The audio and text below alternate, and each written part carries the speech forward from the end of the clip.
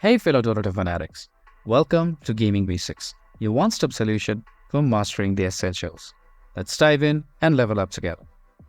In this video, I'm going to show you how to buy Sven's Warden of the Unwavering Eye set with Dota Plus Shards in Dota 2. To do so, you first need to open your Dota 2 via the Steam client and then click on your Dota Plus Shards, which is at the top of the screen, like so, which will bring up the Dota Plus market, and under Premium Sets, search for Warden of the Unwavering Eye set, which is right over here. Click on it.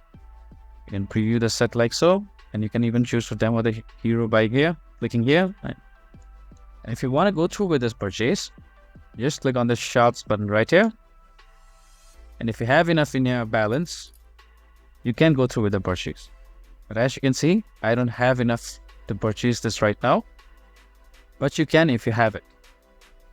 If you found this video helpful, please give us a thumbs up. And if you have any questions for us, please feel free to mention us in the comment section down below. Also, don't forget to hit that subscribe button and ring the notification bell so you never miss out on our latest guides and tutorials.